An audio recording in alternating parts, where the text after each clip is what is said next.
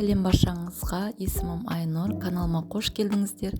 Сіздермен бүгін осындай керемет, дәмді, әрі оңай дайындалатын пирожкидің рецептімен бөлісетін боламын. Видеоның соңына дейін тамашалап, менімен бірге болыңыздар және каналыма тіркеліп кетіңіздер. Ең алдымен шұңғыл ыдысымызға жылы суымызды, сүтімізді және ашытқы, тұз және қантымызды қосатын боламыз. Содан кейін оны жақсылап отырып араластырамыз. Бұл жерде ашытқымыз толық ерігенше араластыру қажет. Мен осы барлық қажетті заттардың мөлшерін видеоның астына қалдырып кететін боламын. Ашытқымыз ерігеннен кейін сұйық майымызды қосамыз да тағы араластырамыз. Одан кейін аз мөлшерден ұнымызды қоса отырып жұмсақ қамыр илейтін боламыз.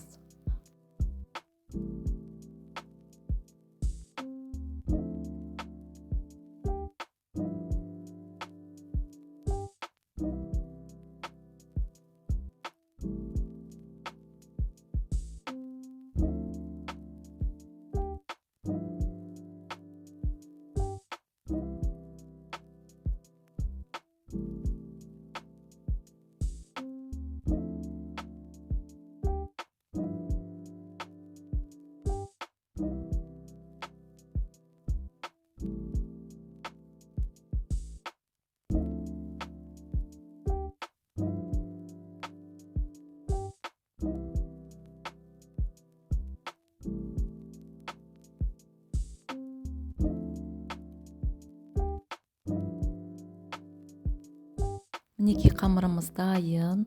Осындай жұмсақ, қолға аздап жабысып тұратын қамыр болады. Оны осылай ыдысымызға салып, бетін жауып, жылы жерге көтерілгенше қойып қоямыз.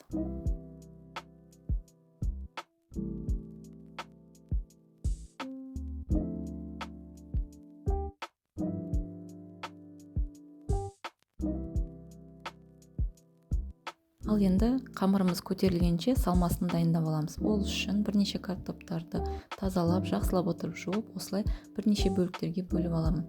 Одан кейін ыдысқа салып, үстінен тұз, суымызды құйып, баяу отта пісіріп алатын боламыз. Өте оңай, қарапайым әдіс.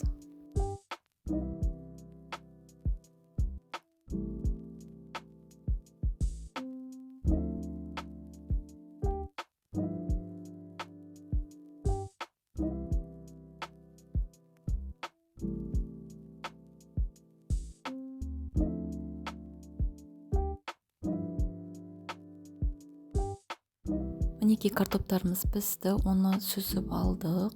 Мен үстіне кішкене сары май, жылы сүт қосамын. Одан кейін осылай езіп, салмасын дайындайтын боламыз. Бұл жерде сүт және май қоссаңыздар, салмасы өте жұмсақ, сондай нәзік болып шығады.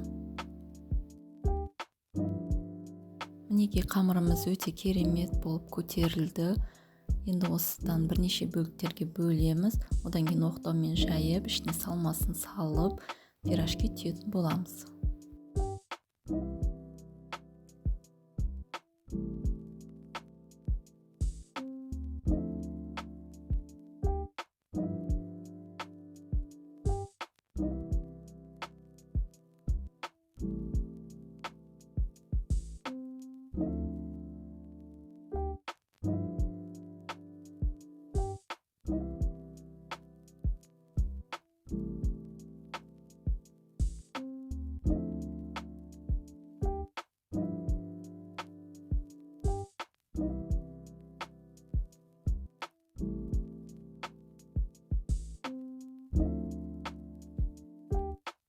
Мінекей мен барлық пирожкиларды түйіп алдым. Енді бетін жауып, қойып қоямыз 10-15 минутқа, кішкене көтерілгенше.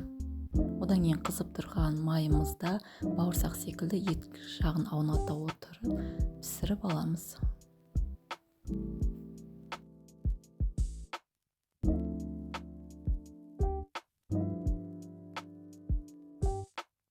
Мінекей пирожкиларымыз дайын, жұмсақ және дәмді болып шықты. Түсінің өзі керемет. Үйлеріңізде жасап, отбасыларыңызды, жақындарыңызды қуантыңыздар. Ас болсын баршаңызға.